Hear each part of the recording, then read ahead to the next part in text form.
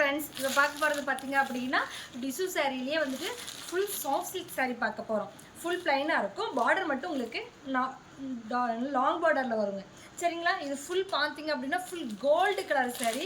இப்போ ஃபுல்லாக ட்ரெண்டில் போயிட்டுருக்கிற சாரீ இது. இது பார்த்தீங்க அப்படின்னா ஃபுல் வியூ பார்க்குறோம் அப்படின்னா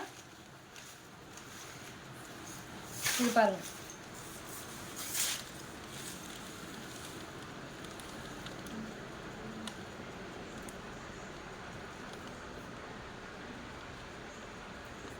இந்த சாரியோட லுக் அவ்வளோ சூப்பராக இருக்கும். இப்போ ஃபுல்லாக ட்ரெண்டில் போயிட்டுருக்க சாரீ இது.